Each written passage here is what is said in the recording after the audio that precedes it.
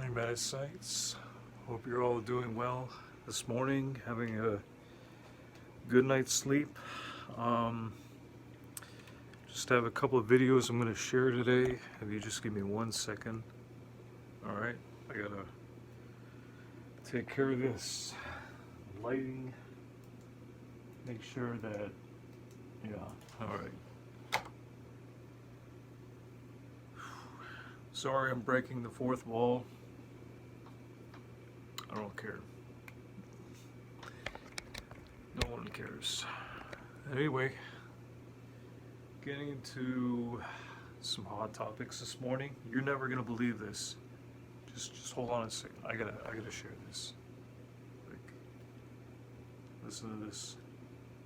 Yesterday on 60 Minutes, there was a bombshell. The president, Joe Biden, was asked directly, "Is the pandemic over?" And his answer, "The pandemic is over."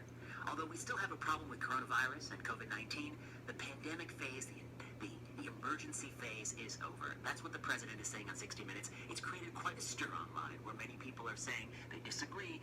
The pandemic still rages. There are all these deaths, etc., etc. So, is the president right? Is the pandemic still over? I'm going to tackle that question in this video. Still over, yeah. The two parts of this question is the political part of the chase. Is it politics? Yeah, I'm feeling a mixed bag of emotions today because I'll tell you what, for 2 years this has been ongoing. It's probably just, you know what? I'll tell you one thing, the mandates I know are not over, but the pandemic is, it's caused a lot of people, especially if you have a lot of PTSD and problems. I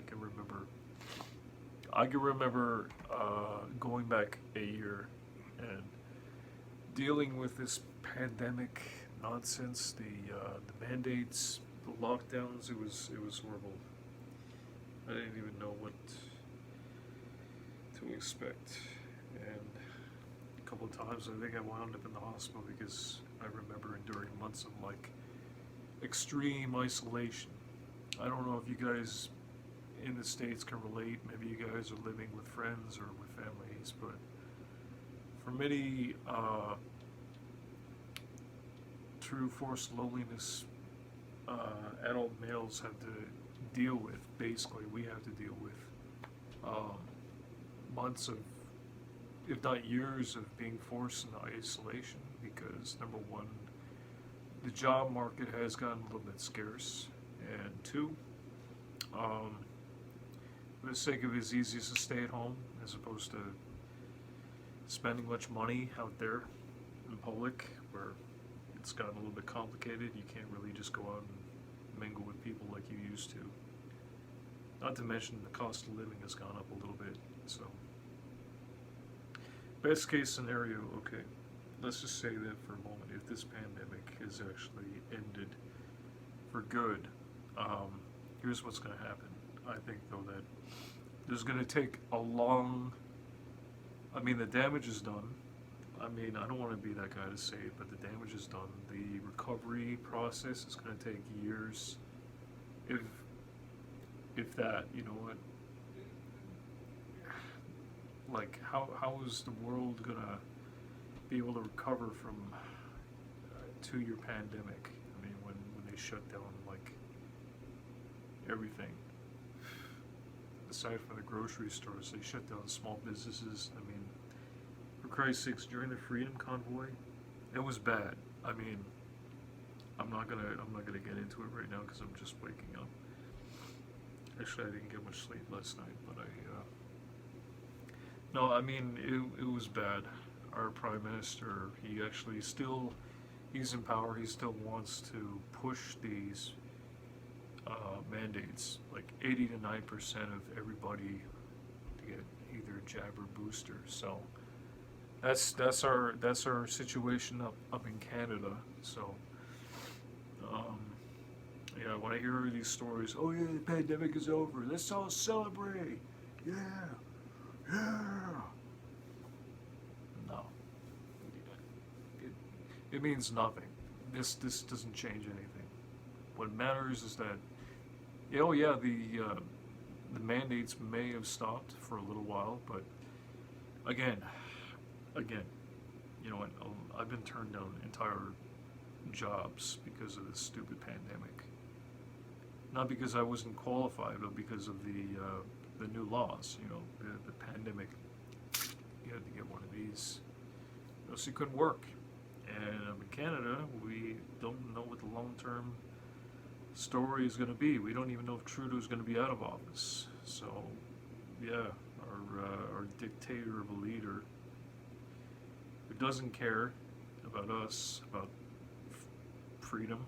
I mean, I think he cares more about turning Canada into communist China at this stage, and I don't trust politicians. No. I mean, what have they done for us? I'm being real. Maybe I'm being a pessimist, but yeah, what I've seen happen this past year with their economy, with Canada opening its doors yet again to let in millions of more immigrants come in, taking away what little jobs we might have left. It's just caused, yeah, total destabilization. People don't see it yet because they're not very smart. They're not smart people. They're not very analytical when it comes to economics and how this country operates. But well, other people have been going on TikTok videos, and I don't know what you've been doing, playing your PlayStation 5s and all that. I've actually been following smart people. And sources say Jordan Peterson and all these other top tier level YouTubers, they're saying one unanimous conclusion. Get ready, because there's going to be an economic, not a recession, but actual depression. And it's gonna be awful. I just think though that most people have no idea. Like we're probably living at high and mighty. We think that nothing bad could ever get it. Like it can't even get worse. I mean, people are celebrating with I guess their checks, their benefits. People are getting out more finally. They're going back to work. They're going back to doing their little fun little TikToks but you know, I mean, we got to come back down to reality. We have to understand, you know what, our freedoms have been taken away. Our churches and our schools are now completely overturned by liberals. They've been shoehorning in new programs which are pro-LGBTQIA, liberal, anti, you can't really protest against this. It's just everything has gone a little bit far left. It's all happened at the same time in the span of 2 years. All this has been, it's like creating I mean, it's crazy. If people don't understand what's going on, they will. I guess when they're sending their kids to school for the first time, in maybe 2 years, they're going to realize the changes. The social changes alone is going to be a big shock, I think. When people realize that, okay, you know what, the school system is completely changed, and what else? I guess, well, cause and effect. There's going to be job losses, so people are going to want to find new jobs. They're either going to turn to the government, or they're going to either maybe find a way to take out sole proprietorships, maybe start small businesses in people's houses. I'm not sure how that's going to work. Maybe they'll liaison with Amazon, but 1 million people can't do that. It's like, what are people supposed to do without work, without jobs? So thus the Great Reset. This is what the powers that be, they've been working towards. They've been working on something big. And during this pandemic, I think that they've kind of they've set they set the pieces in place for something, and I think that all that's left to happen is for to have a total economic crash, and then what's left? People are just gonna turn to the government for support, and yep, or take this pass or whatever. It may come in the form of a temporary like card. Maybe they'll give you an ID, real ID, like that they were going to push in 2008. I don't know. Or they might be doing something more sinister. Maybe they will be forcing everybody to take boosters. I really sincerely hope not. I haven't even, you know what? I haven't actually put together a video that links these COVID results with something called cirrhosis. I think it's like, spots all over people's bodies. People are breaking out into these sores, and people are not wanting to go back to link that towards the RNA jabs, and it's just it's crazy. It's nuts. I have to try to do my research while other people are going to be probably out there having a good time. Maybe this weekend I'll probably be, once again, my weekend might be shagged again. I'll never get to go out. I'll never hit the gym. Other people are going out, probably going out on dates or going, I don't know what's going on right now, to be honest, downtown. Maybe the mall is full of people now. I wouldn't know, because I don't go out much anymore. I don't even shop, because my budget is so shagged up. I can barely get groceries, and yes, I'm not the only one. It's like there's all kinds of people who are, especially the men who are in the same boat. They're not even getting help. I think many men didn't even, you know what? Honestly, many men I don't even think made it this far into 2022. I think a lot of men, for lack of a better word, give it up.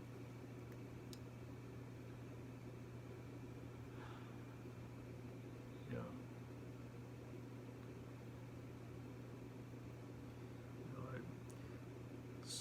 This pandemic affected everybody.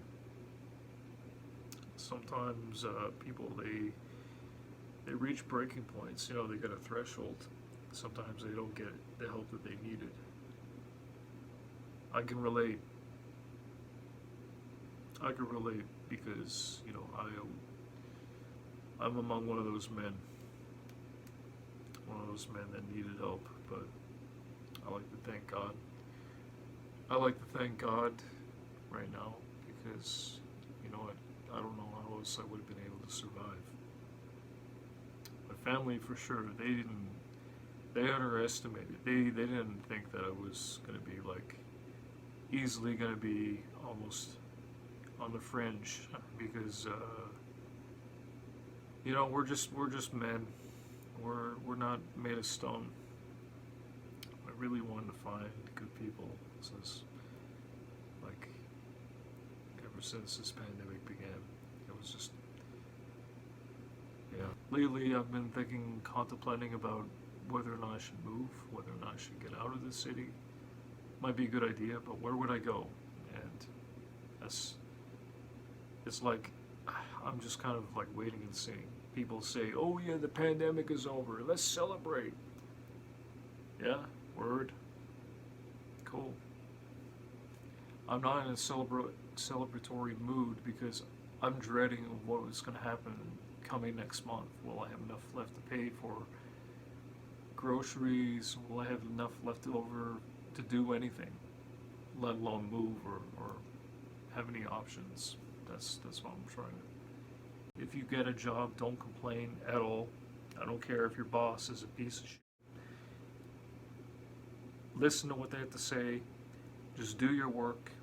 Keep your head focused on the grindstone, and just start creating a regiment. You got to rise and grind. You have to rise and grind.